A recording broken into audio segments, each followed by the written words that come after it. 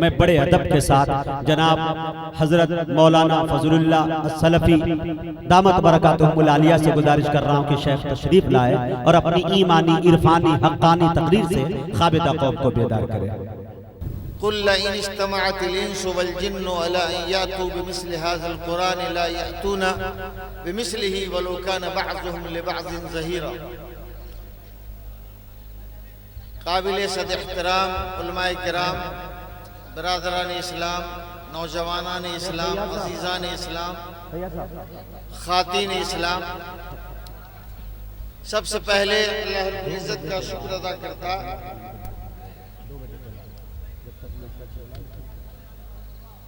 کہ اس ذات واحد نے آج کی شب اس بستی کے اندر نو قائم مدرسہ کے زیر اہتمام آج کی شب کتاب و سنت کی روشنی میں آپ کے سامنے دو چند باتیں کہنے کا مجھے موقع عنایت فرمایا۔ فَلِلَّهِ الْحَمْدُ وَالْمِنَّةُ بھئی دعا کہ اللہ رب العزت اپنی اور اپنے پیارے رسول صلی اللہ علیہ وسلم کی اچھی اور سچی باتیں کہنے کا مجھے، سننے کا آپ کو، اور ہم سب کو ان ساری باتوں پر بار بار عمل کرنے کا موقع عنایت فرمائے، آمین یا رب العالمین۔ وَمَا ذَلِكَ عَلَى اللَّهِ بِعَزِيزٍ۔ چونکہ ہمارے محترم مشفق جناب شیخ خورشید صاحب مدنی حفظ اللہ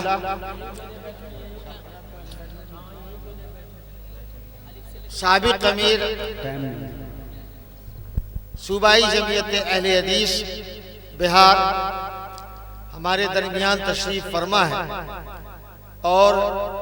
ان کی ضیافت، ان کی تکریم اور ان کے والہانہ استقبال اور ان کی خطابت کے اجتماع کی خاطر میں تقریری انداز میں اپنی باتیں آپ کے سامنے نہیں کہہ کے کچھ دیر کے لیے عظمت قرآن کے تعلق سے کچھ باتیں بیان کرنا چاہ رہا تھا۔ اسی سلسلے میں پھر بھی دو چند باتیں کہہ کے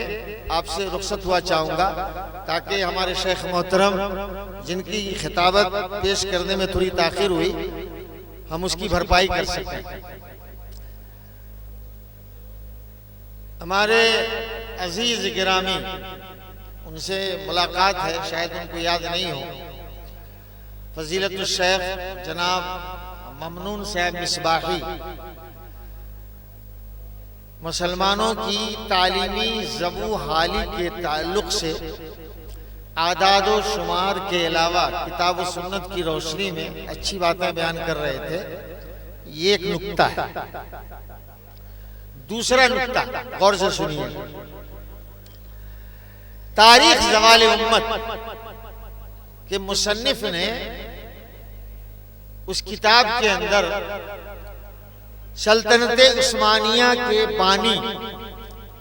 عثمان ارطغرل کا ایک واقعہ بیان کیا ہے، اس کو سنیے گا جو دنیا کے تعلق سے۔ اس کے بعد صحیح مسلم کی ایک روایت آپ کے سامنے پیش کی جائے گی جو دین کے تعلق سے، اور اس کے بعد کچھ کہہ کے میری باتیں ختم ہو جائیں گی، لیکن ایک نمبر میں یاد رکھیے گا ممنون صاحب کے تعلق سے جو انہوں نے آپ کے سامنے مدلل انداز میں اپنی باتیں رکھی، اور ابھی جو کچھ منظرنامہ اسٹیج پر تھا اس کا کمبینیشن، اس کا موازنہ اور ایک دوسری صورتحال سے تقابل کر کے دیکھیے گا، ساری کہانی کلیئر ہو کے آپ کے سامنے آ جائے گی کل اور آج اور آئندہ کی۔ سلطان ارطغرل سفر میں تھا، جو سلطنت عثمانیہ کا بانی ہے، سفر کے درمیان راستے میں پڑاؤ ڈالا۔ تاریخ زوال امت کتاب کے حوالے سے واقعہ، پڑاؤ ڈالنے کے درمیان اس کو نیند آ گئی۔ خیمے میں ان کو نیند کے آنے کے بعد خواب میں انہوں نے دیکھا کہ کوئی نورانی وجود خواب میں ان کو کتاب لا کے دیا اور کہا کہ اس کو پڑھ جاؤ۔ خوابی کی حالت میں اس کتاب کا ورق وغیرہ وہ پلٹتا گیا، نیند آتی گئی، خواب پھیلتا گیا، ورق پلٹتا گیا، نیند آتی گئی، خواب پھیلتا گیا، ورق پلٹتا گیا، نیند آتی گئی، خواب پلٹتا گیا، اور جب پوری ورق گردانی اس کتاب کی انہوں نے کر لی، سلطان ارطغرل، یا آپ کہہ لیجئے عثمان ارطغرل کے بیٹا سلطان ارطغرل نے، تو اس نورانی وجود نے جو خواب میں آ کے وہ کتاب دی تھی، اس نے کہا تھا کہ آپ کو پتا ہے یہ کون سی کتاب ہے؟ میری تقریر کا عنوان ہے عظمت قرآن، اس لیے میں یہ بات بیان کر رہا ہوں، ورنہ عنوان کا اور وقت کا تعین ان علاقوں میں میرے لیے الحمدللہ نہیں ہوتا ہے، لیکن اتفاق سے وقت کا بھی تعین نہیں ہے، پھر بھی ایک پرزہ آ گیا جو ناقابل برداشت تھا، میں نے اسی اس کو پھینک ڈالا، بڑی ضد کی لوگوں نے، تو میں نے کہا ٹھیک ہے دستار بندی کی مناسبت سے عظمت قرآن پر کچھ باتیں کہہ دی جائیں گی، سو میں وہ کہہ رہا ہوں۔ خواب دیکھا تو نورانی وجود نے آخر میں کہا کہ تو نے چونکہ خواب میں اس نورانی کتاب، الہی کتاب، اور وہ قرآن مجید کا نسخہ تھا، اس کو تو نے پڑھ ڈالا، اس کی برکت سے نسل در نسل، پیڑھی در پیڑھی، جنریشن ان جنریشن تمہاری حکومت چلے گی۔ سلطنت عثمانیہ کی بنا اور بنیاد کا سبب خواب میں اس نورانی وجود کے دیے گئے قرآنی نسخے کی ورق گردانی کا نتیجہ تھا۔ یہ عظمت قرآن ہے، یہ دین کے تعلق سے نہیں، دنیا کے تعلق سے، اور دین کے تعلق سے صحیح مسلم شریف کے اندر سنچپت شارٹلی میں اپنی باتیں کہہ کے چل رہا ہوں، شیخ محترم کو اصل سننا ہے۔ دین کے تعلق سے صحیح مسلم کی روایت ہے، عبداللہ بن عباس رضی اللہ تعالیٰ عنہ کی روایت کردہ حدیث ہے کہ حضرت جبرائیل امین علیہ السلام نبی کریم صلی اللہ علیہ وسلم کے پاس بیٹھے ہوئے تھے، اذ سمع نقیزا من فوقہ، جبرائیل امین امام کائنات کے پاس بیٹھے ہوئے، انہوں نے سنا اچانک کہ آسمان کی طرف سے کوئی آواز آ رہی ہے۔ حضرت جبرائیل امین نے کہا امت کے لوگوں غور سے سنو،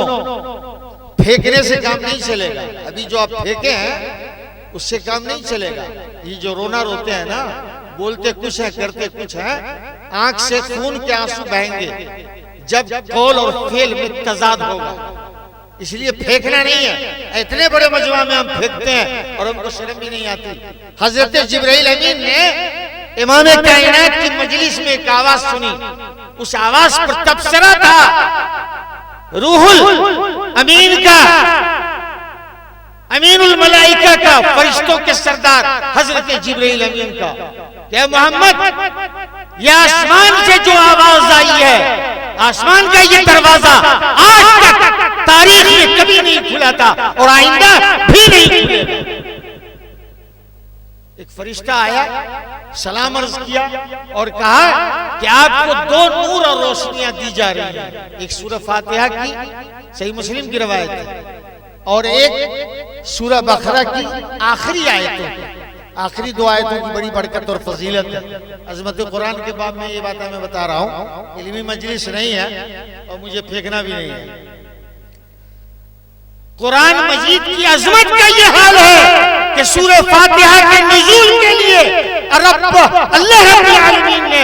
آسمان کا وہ دروازہ کھولا جو پہلے کبھی نہیں کھلا تھا اور آئندہ کبھی نہیں کھلے گا، چونکہ قرآن کا نزول اب نہیں ہونا ہے اور سورہ فاتحہ دوبارہ نازل نہیں ہوگی۔ اور اللہ کے رسول صلی اللہ علیہ وسلم کو بشارت دی گئی، حدیث کے الفاظ ہیں، ابشر، بشارت ہے آپ کو دو نور اور روشنیاں دی جا رہی ہیں، ایک سورہ فاتحہ کی اور دوسری سورہ بقرہ کی آیتوں کی۔ دین کے تعلق سے قرآن مجید کی عظمت کا یہ حال ہے، دنیا کے تعلق سے قرآن مجید کی عظمت کا وہ حال ہے کہ سلطنت عثمانیہ کی بنیاد پڑ رہی ہے خواب میں اس کتاب کو پڑھ کے۔ لیکن کتنا افسوس کا مقام ہے کہ ہمارے علماء نے یہاں پر بتایا خیرکم من تعلم القرآن وعلمہ، تم میں سب سے بہتر وہ ہے جس نے قرآن پڑھا اور پڑھایا۔ ہمارے محترم نے آپ کو بتایا مدلل انداز میں زبو حالی کی داستان، سن لیجئے، امام کائنات کی حدیث ہے، ان اللہ یرفع بهذا الكتاب اقوام ویذو به آخرین، اللہ تعالیٰ اس کتاب کی برکت سے لوگوں کو بلندی عطا کرتا ہے عمل کرنے کے بعد، ویذو به آخرین، لیکن اس کو ترک کرنے کے سبب اللہ تعالیٰ زبو حالی کا شکار کر دیتا ہے، جو ہمارے محترم نے بتایا۔ اللہ جزائے خیر دے، ان کی علم و عمل میں برکت دے۔ اسی کتاب پر عمل کو چھوڑنے کی وجہ سے، اسی کتاب کی بے حرمتی کی وجہ سے شاعر مشرق علامہ اقبال نے کہا تھا وہ زمانے میں معزز تھے، ریسپیکٹڈ، اتی سمانت، وہ زمانے میں معزز تھے سلف صالحین، وہ زمانے میں معزز تھے مسلمان ہو کر۔ مسلمان ہو کر کا مطلب علامہ اقبال یہ نہیں کہنا چاہ رہے ہیں کہ 5 وقت کی نماز وہ پڑھ رہے تھے، بلکہ ان کا اشارہ یہاں پر ہے حامل قرآن ہونے کی وجہ سے معزز تھے۔ جو حامل قرآن ہوگا، ہمارے ناظم اجلاس نے الحمدللہ بتایا کہ جو عالم ہوگا، جو حامل قرآن ہوگا، وہ شرابی نہیں ہوگا۔ ان کا مطلب ہے کہ حامل قرآن کے وہ زمانے میں معزز تھے مسلمان ہو کر، یعنی حامل قرآن ہو کر، اور ہم خار ہوئے تاریخ قرآن ہو کر کتنے افسوس ہے کہ انسانی کلام پڑھنے والوں کے سر پہ اس اسٹیج کے اوپر نوٹوں کی برسات ہوئی ہے، اور ہمارے جن 5 بچوں کے دستار مانا گیا، اتنے بڑے مجموعہ میں کسی کو توفیق نہیں ہوئی کہ ایک شعور ان کے سر پہ رکھا جائے۔ ترانے دیتے ہیں عظمت قرآن کے، مذاق اڑاتے ہیں قرآن کا، شرم نہیں ہوتی ہے۔ اللہ تعالیٰ اسی قرآن میں بیان کرتا ہے کہ وَالشُّعَرَاءُ يَتَّبِعُهُمُ الْغَاوُونَ، میں نے اپنی آنکھوں سے دیکھا اس اسٹیج پر ایک آدمی کو چراتے ہوئے انداز میں، ہمارے محترم جس عزیز نے بھی وہ شعری کلام پیش کیا ہو اس سے بات نہیں ہے، لیکن چرانے کے انداز میں نوٹ بھی کھیر رہے ہیں۔ اور اللہ کے رسول صلی اللہ علیہ وسلم نے جو فرمایا، سلطان ارطغرل نے خواب میں جو دیکھا، اور حضرت جبرائیل نے کہا کہ سورہ فاتحہ کے نزول کے لیے خالق کائنات نے آسمان کا دروازہ صرف ایک بار کھولا تھا، اور ہمارے امام کائنات کو سورہ فاتحہ گفٹ ملا تھا، اپہار۔ اور ہمارے جن 5 بچوں نے قرآن پڑھا، ہم کو توفیق نہیں ہوئی کہ ان کے سر پہ 100 روپے کا نوٹ رکھتا ہے۔ اللہ ابھی منظر نامہ دیکھنے کو ملا تھا، جب نام محمد کا آئے تو جھوم جاتے، جب نام محمد کا آئے تو جھوم جاتے ہیں، کام محمد کا آئے گھوم جاتے ہیں۔ عظمت قرآن پہ فضل اللہ سلفی کی تقریر ہوگی،